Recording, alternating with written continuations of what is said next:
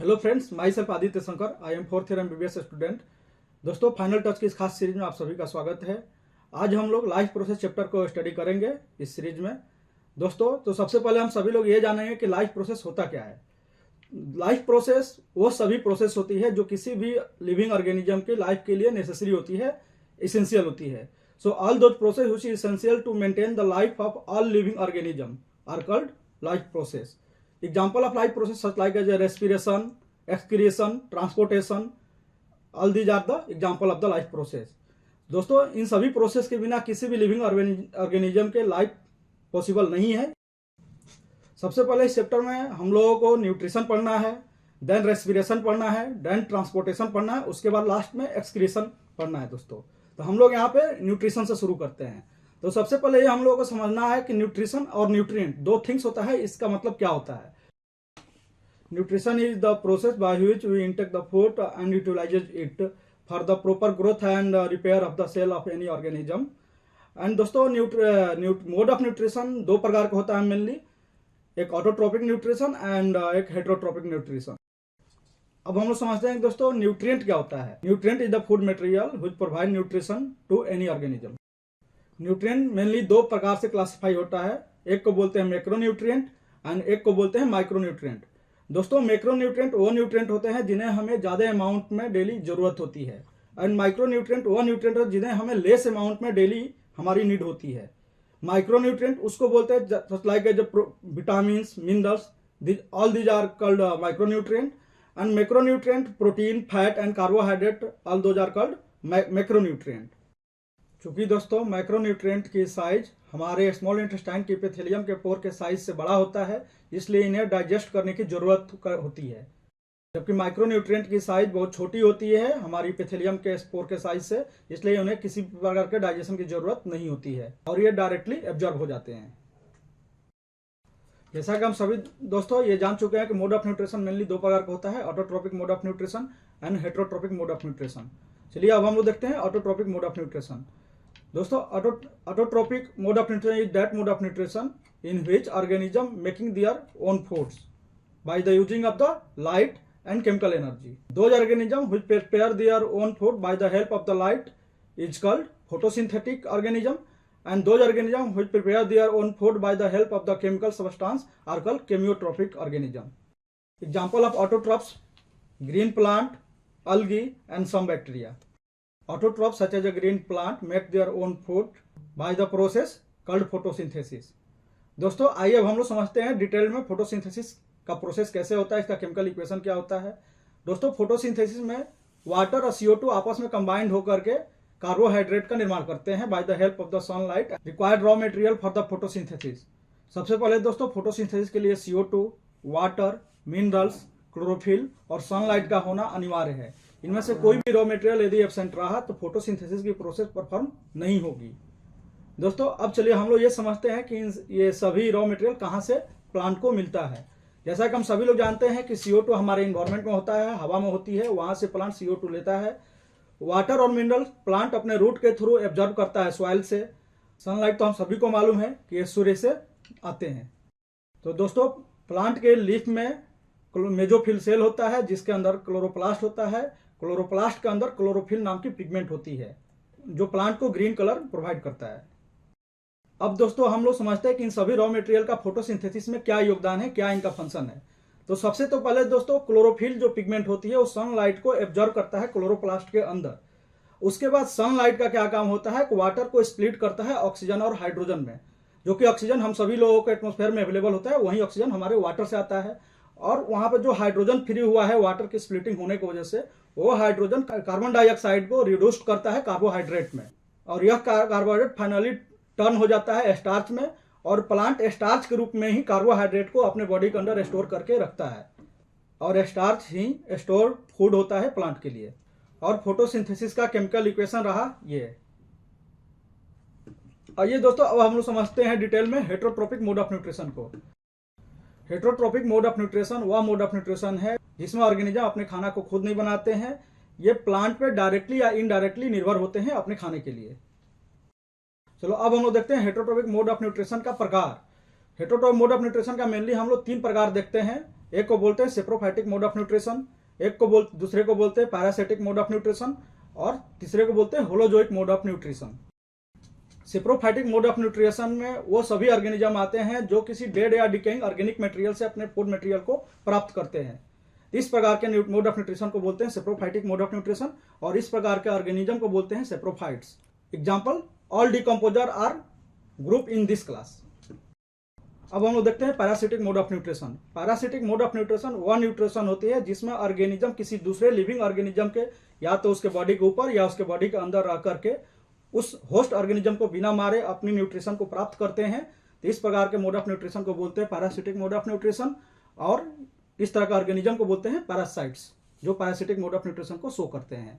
अब इस प्रकार से हम लोग देखते हैं यदि पैरासाइट्स यदि होस्ट के बॉडी के ऊपर रहकर अपने खाना को प्राप्त करते हैं, अपने न्यूट्रिशन को प्राप्त करते हैं, तो ऐसे पैरासाइट्स को एक्टोपैरासाइट्स बोलते हैं। यदि बॉडी के अंदर रह करके अपने न्यूट्रिशन को प्राप्त करते हैं तो ऐसे पैरासाइट्स को एंडोपैरासाइट्स बोलते हैं। Example of ectoparasite, lice, mosquito, and example of the endoparasite like Ascaris, Escherichia coli. Certain bacteria are present in our intestine like Salmonella typhi which cause typhoid fever. Holozoic mode of nutrition वह nutrition का process है जिसमें हम खाना को as a whole intake करते हैं। इस क्लास में सभी बड़े ऑर्गेनिज्म आते हैं, जैसे ह्यूमन, काऊ, भैंस, ये सभी चीज होलोजोइक मोड ऑफ न्यूट्रिशन को शो करते हैं। कुछ माइक्रोस्कोपिक ऑर्गेनिज्म भी होलोजोइक मोड ऑफ न्यूट्रिशन को शो करते हैं, such like as amoeba and paramecium. Holozoic mode of nutrition में मेनली 5 स्टेजेज होते हैं, जिसमें फर्स्ट स्टेज होता है इंजेशन, सेकेंड स्टेज होता है digestion, then absorption, then assimilation, then egestion. आइए आप इन सभी स्टेप को वन बाय वन समझते हैं। इंजेशन, इन का मतलब इंटेक ऑफ फूड, इंजेशन के means intake of food. Digestion मतलब breaking down of the food. हम लोग डाइजेशन पहले भी बता चुके हैं कि मैक्रो मोलेकुल का डाइजेशन होता है, जैसे कार्बोहाइड्रेट, प्रोटीन और फैट का। डाइजेशन के बाद जब ये मोलेकुल डाइजेस्टेड हो जाते हैं, अपने सिंपलर एब्जॉर्बेबल फॉर्म में कन्वर्ट हो जाते हैं, तो उनका एब्जॉर्प्शन होता है और एब्जॉर्ब होकर वो हमारे ब्लड स्ट्रीम में चले जाते हैं, जिसके सहारे टारगेट सेल तक पहुंचे जहां उनका यूज होना होता है। उसको बोलते हैं एसिमिलेशन, यानी usages of the nutrient material are called assimilation. उसके बाद जो वेस्ट मटेरियल जो बच जाता है आफ्टर डाइजेशन, उसको हमें बॉडी से बाहर करना होता है, उस प्रोसेस को बोलते हैं इजेशन। आइए अब हम लोग समझते हैं डाइजेशन इन द ह्यूमन। दोस्तों, डाइजेशन इन द ह्यूमन को समझने से पहले आपको एलिमेंट्री कैनाल और उससे जुड़े हुए कुछ ग्लैंड, जिसको हम एसोसिएटेड ग्लैंड बोलते हैं, उनको समझना होगा। तो एलिमेंट्री कैनाल ह्यूमन के केस में लगभग 30 फीट तक लंबे होते हैं, लगभग 9 मीटर लंबे होते हैं। तो सबसे पहले हम लोग देखते हैं एलिमेंट्री कैनाल के अलग अलग सेक्शन को जानते हैं। एलिमेंट्री कैनाल हमारे माउथ से शुरू होकर एनस पे जाकर एंड करता है, और एलिमेंट्री कैनाल के फर्स्ट सेगमेंट को माउथ बोलते हैं, then oral cavity, then oesophagus, then उसके बाद स्टोमक आता है, स्टोमक के बाद स्मॉल इंटेस्टाइन होता है, स्मॉल इंटेस्टाइन के बाद लार्ज इंटेस्टाइन होता है, लार्ज इंटेस्टाइन के बाद एनस आता है, जहां पे हमारी एलिमेंट्री कैनाल एंड होती है। यानी कि हमारे एलिमेंट्री कैनाल में 2 ओपनिंग होता है, एक इनिशियल ओपनिंग जिसको माउथ बोलते हैं, एक एंड ओपनिंग जिसको एनस बोलते हैं। दोस्तों, हमारे स्मॉल इंटेस्टाइन में भी 3 अलग अलग सब ग्रुप होता है, जिसको डिओडेनम, जेजुलम और इलियम बोलते हैं। जबकि लार्ज इंटेस्टाइन का भी 3 सेक्शन होता है, एक को बोलते हैं असेंडिंग कोलोन, दूसरे को बोलते हैं ट्रांसवर्स कोलोन, तीसरे को बोलते हैं डिसेंडिंग कोलोन। आइए हम लोग समझते हैं associated gland with the alimentary canal. सबसे पहले हम लोग देखते हैं ओरल कैविटी में जो मेन ग्लैंड होते हैं वो हमारी सैलिवरी ग्लैंड होती है, जो कि 3 पेयर में होती है, यानी कि इनकी संख्या टोटल 6 होती है। इनका नाम कुछ इस प्रकार से है: पैरोटिड ग्लैंड, सब मैक्सिलरी ग्लैंड एंड सब लिंगुअल ग्लैंड। उसके बाद दोस्तों हमारे स्टोमक में भी एक ग्लैंड होती है, जो कि स्टोमक के दीवार से जुड़ी हुई होती है, जिसको बोलते हैं गैस्ट्रिक ग्लैंड, जो कि गैस्ट्रिक जूस का निर्माण करती है। इसको हम लोग डिटेल में पढ़ेंगे जब डाइजेशन को पढ़ेंगे कि गैस्ट्रिक जूस का क्या कंपोजिशन होता है। उसके बाद 2 मेजर और ग्लैंड हमारी स्मॉल इंटेस्टाइन से अटैच होती है, जिसको बोलते हैं, एक होती है लीवर और एक होती है पेनक्रियाज। दोस्तों, ये तो हम सभी लोगों को मालूम है, लीवर हमारे बॉडी की सबसे बड़ी ग्लैंड होती है, जिसका वजन 1.2 kg के अप्रॉक्स होता है। आइए हम लोग अब डाइजेशन को डिटेल में समझते हैं। दोस्तों, डाइजेशन की शुरुआत हमारे ओरल कैविटी से होता है। तो सबसे पहले दोस्तों आपको यह समझना है कि ओरल कैविटी और माउथ क्या दोनों 2 चीज है या एक चीज है। Mouth is just the opening of the alimentary canal को बोलते हैं। जो हमारे लिप वाला ये एरिया होती है, इसको माउथ बोलते हैं, और जहां पे हमारी टंग और टीथ पाया जाता है, उस रीजन को ओरल कैविटी बोलते हैं। दोस्तों, तो हमारे डाइजेशन की इनिशिएशन हमारे ओरल कैविटी में होता है कि माउथ में नहीं होता है। इस चीज़ को आप ध्यान रखिएगा, ये थोड़ा माइनर डिफरेंस होती है माउथ और ओरल कैविटी में, बहुत लोग इसको सेम समझ लेते हैं। दोस्तों तो आप समझते हैं हम लोग ओरल कैविटी में डाइजेशन किसका होता है, कौन कराता है, किस प्रकार से होता है। तो जैसा कि हम पहले भी बता चुके हैं कि ओरल कैविटी में हमारी सलाइवरी ग्लैंड होती है जो कि सलाइवा का सेक्रेशन करती है। वो सलाइवा फूड मटेरियल से आकर मिक्स होती है after the grinding of the food material by the help of the teeth. इसको बोलते हैं मैकेनिकल डाइजेशन। अब हम लोग देखते हैं सलाइवा का कंपोजिशन क्या होता है। दोस्तों सलाइवा में मैक्सिमम वाटर होता है, कुछ इलेक्ट्रोलाइट्स होता है, सैलुरी एमाइलेज होता है एंड लाइसोजाइम होता है। दोस्तों सैलुरी एमाइलेज का काम होता है कार्बोहाइड्रेट को डाइजेस्ट करना। यहाँ पे कार्बोहाइड्रेट की पार्शियल डाइजेशन होती है इनटू माल्टोज में। और लाइसोजाइम का काम होता है हमारे माउथ में, क्योंकि एयर में एक्सपोज होता है, बहुत तरह के हार्मफुल बैक्टीरिया वायरस हमारे माउथ में जाकर इन्फेक्शन काउज कर सकते हैं। उन सभी चीज़ों से लाइसोजाइम हमारे माउथ को बचाता है, हमारे दांत को सड़ने गलने से भी बचाता है। उसके बाद यहाँ से हम लोग ये बात समझ में क्लियर आ गया कि हमारे माउथ में केवल और केवल स्टार्च का डाइजेशन होता है, वो भी पार्शियल डाइजेशन होता है। उसके बाद ये खाना हमारे इसोफेगस से होते हुए स्टोमक में जाता है। स्टोमक के बाद ये खाना हमारा स्मॉल इंटेस्टाइन में जाता है। दोस्तों अब ये समझना है क्या ये खाना अपने से चला जाता है या कि कोई लेकर जाता है। इस खाना को इसोफेगस से होते हुए स्टोमक से होते हुए स्मॉल इंटेस्टाइन तक पहुंचाने की जो मूवमेंट होती है हमारे एलिमेंट्री कैनाल में, उस मूवमेंट को बोलते हैं पेरिस्टालसिस मूवमेंट। ठीक है दोस्तों, अब रही बात पेरिस्टालसिस मूवमेंट कराता कौन है हमारे एलिमेंट्री कैनाल में। तो पेरिस्टालसिस मूवमेंट हमारे एलिमेंट्री कैनाल के जो मसल होते हैं उनके कंट्रैक्शन और रिलैक्सेशन की वजह से पेरिस्टालसिस मूवमेंट होती है। और ये मूवमेंट को खाना को पुल डाउन करता है, जिसके सहारे इसोफेगस के होते हुए पुल डाउन होता है स्टोमक तक खाना। स्टोमक के बाद हमारा स्मॉल इंटेस्टाइन तक खाना पहुंचता है। दोस्तों अब खाना इसोफेगस होते हैं हमारे स्टोमक तक पहुंचता है, और स्टोमक में एक अलग प्रकार की भी मूवमेंट होती है जिसको चर्निंग मूवमेंट बोलती है, जिसके सहारे हमारे स्टोमक में जो गैस्ट्रिक ग्लैंड होता है उसके जो सेक्रेशन होता है उसको बोलते हैं दोस्तों गैस्ट्रिक जूस। गैस्ट्रिक जूस का कंपोजिशन जो होता है हाइड्रोक्लोरिक एसिड होता है, प्रोएंजाइम पेप्सिनोजेन होता है, म्यूकस होता है एंड बाइकार्बोनेट होता है। दोस्तों हाइड्रोक्लोरिक एसिड का पीएच यहाँ पे 1.5 से 3.5 के आसपास होता है, जो कि एक स्ट्रॉन्ग एसिड की तरह ये पीएच होता है।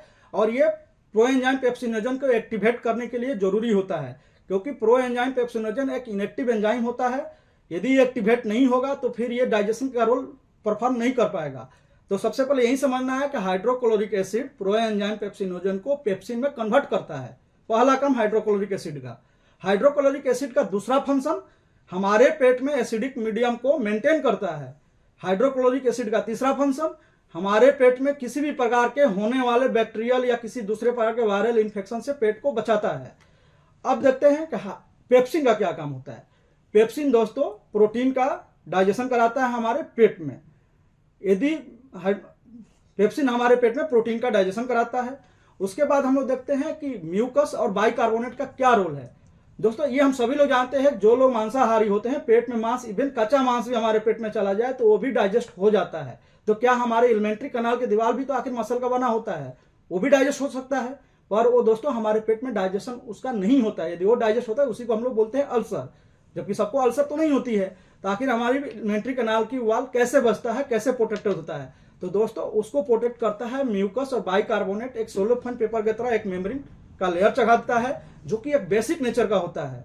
उस पर जाकर एसिड जब टच में आता है तो वहां पे लोकली क्या होता है, न्यूट्रलाइज होता है, जिसके वजह से हमारी पेट की एलिमेंट्री कैनाल की मसल बच जाती है उस हाइड्रोक्लोरिक एसिड से, और इस प्रकार से हमारे पेट में डाइजेशन होता है। तो यहाँ पे आपको याद रखने वाली बात ये जरूर है कि पेट में केवल और केवल प्रोटीन का डाइजेशन होता है। ठीक है दोस्तों हमारे पेट में खाना 3 से 4 घंटे तक डाइजेस्ट होता है। पेट में डाइजेस्टेड खाना को बोलते हैं काइम, और ये काइम पुल डाउन होता है हमारे स्मॉल इंटेस्टाइन में। अब स्मॉल इंटेस्टाइन में हमारा फाइनल डाइजेशन होता है, यहीं पे कंप्लीट डाइजेशन होती है। अब यहाँ पे कंप्लीट डाइजेशन कराने के लिए मेनली 3 तरह का जूस होती है। एक तो इंटेस्टिनल जूस होता है, दूसरा लीवर के द्वारा सेक्रेटेड जो जूस होती है इसको हम बाइल बोलते हैं, और तीसरा जो हमारे पेनक्रियाज के द्वारा जो सेक्रेटेड जूस होती है जिसको पेनक्रियाटिक जूस बोलते हैं। इन सभी जूसों का बहुत ही इंपॉर्टेंट रोल होता है खाने के फाइनल डाइजेशन के लिए इन द स्मॉल इंटेस्टाइन। दोस्तों बाइल जो होता है मेनली फैट का इमल्सिफिकेशन ऑफ फैट कराता है, फैट को छोटे छोटे मोलेकुल में कन्वर्ट करा देता है। अब दोस्तों हम लोग पेनक्रियाटिक जूस में वो सारे एंजाइम होता है जो हमारे सभी प्रकार के खाने को डाइजेस्ट कर सकता है, जैसे ट्राइप्सिन, केमोट्राइप्सिन ये और प्रोटीएजेज, ये तीनों ही एंजाइम प्रोटीन के कंप्लीट डाइजेशन करा देते हैं इनटू एमाइनो एसिड। और पैनक्रिएटिक एमाइलेज कार्बोहाइड्रेट का कंप्लीट डाइजेशन कराता है into glucose. Pancreatic lipase complete digestion कराता है फैट का into fatty acid and glycerol. तो अब दोस्तों आपको यहाँ पे याद करने वाली पॉइंट ये है कि कार्बोहाइड्रेट जब डाइजेस्ट होता है, कंप्लीट डाइजेस्ट होता है, तो सबसे सिंपल फॉर्म में जो कन्वर्ट होता है उसको बोलते हैं ग्लूकोज, और ये ग्लूकोज सिंपल एब्जॉर्बेबल फॉर्म होता है इनटू द ब्लड। उसके बाद हम लोग प्रोटीन का जब कंप्लीट डाइजेशन हो जाता है तो वो कन्वर्ट हो जाता है एमाइनो एसिड में, जो इसका सबसे सिंपल फॉर्म होता है जिसको हमारी बॉडी यूज करती है। उसके बाद हमको देखना है फैट का जब कंप्लीट डाइजेशन होता है दोस्तों तो बनता है फैटी एसिड और ग्लिसरॉल में, जो कि एब्जॉर्ब करती है हमारी बॉडी। इस प्रकार से दोस्तों nutrition in the human complete हुआ। तो आइए एक बार फिर से हम लोग इसको रिकैप कर लेते हैं जल्दी से। माउथ में केवल कार्बोहाइड्रेट का पार्शियल डाइजेशन होता है by the help of the cellular amylase. पेट में प्रोटीन का डाइजेशन होता है, वो भी partially by the help of the pepsin. और हमारी स्मॉल इंटेस्टाइन में सभी खाने का कंप्लीट डाइजेशन होता है। यहाँ पे ध्यान रखिएगा, प्रोटीन का डाइजेशन होता है एमाइनो एसिड में, कार्बोहाइड्रेट का डाइजेशन होता है ग्लूकोज में, और फैट का डाइजेशन होता है फैटी एसिड और ग्लिसरॉल में। दोस्तों हमारे स्मॉल इंटेस्टाइन में डाइजेशन कंप्लीट होने के बाद जो अनडाइजेस्टेड फूड पार्टिकल बच जाते हैं वो ट्रांसफर हो जाते हैं लार्ज इंटेस्टाइन में। दोस्तों इस फूड पार्टिकल के साथ कुछ कंटेंट ऑफ द वाटर और सॉल्ट भी होता है, जिनका एब्जॉर्प्शन मेनली लार्ज इंटेस्टाइन में होता है। दोस्तों ये जो अनडाइजेस्टेड फूड पार्टिकल होते हैं उनके साथ जो वाटर का जब कंप्लीट डाइजेशन हमारे लार्ज इंटेस्टाइन में होता है, जिसके वजह से जो हमारा स्टूल होता है वो सॉलिड होना शुरू हो जाता है। ठीक है, उसके बाद दोस्तों हमारे लार्ज इंटेस्टाइन में कुछ बैक्टीरिया, कुछ माइक्रो ऑर्गेनिज्म पाए जाते हैं, जिनके वजह से कुछ विटामिन का फॉर्मेशन होता है, उनका भी एब्जॉर्प्शन हमारे लार्ज इंटेस्टाइन में होता है। अब दोस्तों चूंकि ये सभी फिकल मैटर जो होता है, सॉलिड वेस्ट मटेरियल होता है, इनके वजह से इन्फेक्शन भी होने की संभावना होती है, जबकि हमारे लार्ज इंटेस्टाइन नॉर्मली इन्फेक्शन नहीं होता है। वो इस वजह से नहीं होता है क्योंकि लार्ज इंटेस्टाइन के इनर लाइनिंग जो होता है एक बैरियर बनाता है, जिसके वजह से यहाँ पे किसी भी प्रकार का उसके वजह से इन्फेक्शन नहीं होता है। दोस्तों अब ये अनडाइजेस्टेड फूड मटेरियल जो हमारे लार्ज इंटेस्टाइन में पाया जाता है, जिसको हम स्टूल बोल रहे हैं, ये फाइनली ट्रांसफर होता है रेक्टम में, और वहाँ से 3 से 4 घंटे तक स्टोर होता है, और उसके बाद टिल डिफेक्शन। आइए दोस्तों अब हम लोग समझते हैं nutrition in amoeba and nutrition in paramecium. सबसे पहले दोस्तों हम लोग अमीबा के बारे में देखते हैं, उसके बाद पैरामीशियम के बारे में देखेंगे। दोस्तों ये सभी लोग जानते हैं कि अमीबा में एक सीडोपोडिया होता है, जिसको हम लोग फाल्स फीट बोलते हैं। सीडोपोडिया क्या करता है, उसके पास एक टेंटेकल होता है, एक सेंस ऑर्गन होता है, जिससे वो पहचानने में हेल्प करता है कि फूड पार्टिकल किधर है। जिधर फूड पार्टिकल होता है उधर वो मूव करने में अमीबा को हेल्प करता है और फूड पार्टिकल को कैप्चर करता है। फूड पार्टिकल को कैप्चर करने की इस प्रोसेस को फैगोसाइटोसिस बोलते हैं। ठीक है दोस्तों, अब सीडोपोडिया जब फूड पार्टिकल को कैप्चर करता है तो उसको अपने अंदर लेकर आता है। जहां लेकर आता है अमीबा के बॉडी के अंदर, तो उस स्ट्रक्चर को बोलते हैं फूड वैक्यूल। जब फूड वैक्यूल से घिर जाता है फूड पार्टिकल, तो उसके बाद वो पास होता है अमीबा के साइटोप्लाज्म में, जहां पे सभी प्रकार के डाइजेस्टिंग एंजाइम पाया जाता है। और वो सारी डाइजेस्टिव एंजाइम जो साइटोप्लाज्म में पाया जाता है अमीबा के, वो फूड पार्टिकल को डाइजेस्ट करता है, फिर उसके बाद एब्जॉर्ब करता है, और फिर उस न्यूट्रिएंट को एब्जॉर्ब करने के बाद उसका यूज करता है, जिसको हम लोग एसिमिलेशन कहते हैं। अब जो फूड पार्टिकल में जो अनडाइजेस्टेड फूड पार्टिकल बचता है उसको एक्सपेल्ड आउट करने की जरूरत होती है, तो फिर अमीबा का जो फूड वैक्यूल होता है उसमें वापस अनडाइजेस्टेड फूड चला जाता है, और फूड वैक्यूल अमीबा के बॉडी का आउटसाइड जाकर के ओपन हो जाता है, जिसके through undigested food particle amoeba के बॉडी से बाहर हो जाता है। इस प्रकार से दोस्तों अमीबा में न्यूट्रिशन होता है, और अमीबा की इस मोड ऑफ न्यूट्रिशन को होलोजोइक मोड ऑफ न्यूट्रिशन बोलते हैं। आइए दोस्तों अब हम लोग समझेंगे न्यूट्रिशन इन द पैरामीशियम। दोस्तों ये सब हम सभी को मालूम होता है, पैरामीशियम के बॉडी पे बहुत छोटी छोटी सिलिया पाया जाता है। सिलिया पैरामीशियम के ओरल ग्रुप को हेल्प करता है फूड पार्टिकल को इनगल्फ करने में। अब ये जो फूड पार्टिकल ओरल ग्रुप के थ्रू पैरामीशियम में जब इनगल्फ हो जाता है, तो उसके बाद उसके बॉडी में फूड वैक्यूल क्रिएट होता है। उस फूड वैक्यूल के अंदर डाइजेस्टिव एंजाइम होता है, वो इनगल्फेड फूड पार्टिकल को डाइजेस्ट करता है। वो जब डाइजेस्ट हो जाता है तो ये एब्जॉर्ब हो जाता है सिलिया के बॉडी में, और उसका एसिमिलेशन होता है। अब जो दोस्तों उसके फूड वैक्यूल में जो अनडाइजेस्टेड फूड पार्टिकल बचता है, वो एनल पोर के थ्रू पैरामीशियम के बॉडी से बाहर निकल जाता है। इस प्रकार से दोस्तों पैरामीशियम में न्यूट्रिशन होता है, और इस प्रकार के मोड ऑफ न्यूट्रिशन को होलोजोइक मोड ऑफ न्यूट्रिशन बोलते हैं। ये दोस्तों आपको ध्यान रखने वाली बात है कि माइक्रो ऑर्गेनिज्म में यही दो माइक्रो ऑर्गेनिज्म है, अमीबा और पैरामीशियम, जो आपके क्लास में पढ़ना होता है। इनका मोड ऑफ न्यूट्रिशन होलोजोइक होता है। तो ये हम सभी को मालूम है कि लाइफ प्रोसेस एक बहुत ही इंपॉर्टेंट टॉपिक है और एक बड़ी टॉपिक है। साथ ही साथ इस टॉपिक से बहुत सारे क्वेश्चन आपके बोर्ड एग्जाम में आता है। तो इस चैप्टर को दोस्तों हम लोग डिटेल में पढ़ेंगे, इसीलिए इस चैप्टर में हम 2 पार्ट में पढ़ेंगे। ये वीडियो पार्ट 1 के लिए बना रहे हैं और इसके जस्ट अगले दिन पार्ट टू भी आएगा। दोस्तों पार्ट 1 में हम लोग न्यूट्रिशन को मेनली डील करेंगे, न्यूट्रिशन के टाइप को डील करेंगे, ऑटोट्रोपिक हेट्रोट्रोपिक क्या होता है, फिर ऑटोट्रोपिक में फोटोसिंथेसिस देखेंगे क्या होता है, स्टोमाटा क्या होता है, फिर हम लोग हेट्रोट्रोपिक देखेंगे, उसमें देखेंगे हेट्रोट्रोपिक न्यूट्रिशन कितने प्रकार का होता है, जिसमें हम लोग saprophytic nutrition, parasitic nutrition, holozoic nutrition देखेंगे। फिर न्यूट्रिशन इन द ह्यूमन देखेंगे, डाइजेशन को देखेंगे कंप्लीट कैसे डाइजेशन होता है। फिर उसके बाद दोस्तों हम लोग देखेंगे nutrition in amoeba, nutrition in paramecium, इन सभी चीजों को डील करेंगे पार्ट 1 में। बाकी respiration, transportation and excretion in the human को हम लोग डील करेंगे पार्ट 2 में, एंड ट्रांसपोर्टेशन इन प्लांट को भी पार्ट 2 में ही डील करेंगे हम।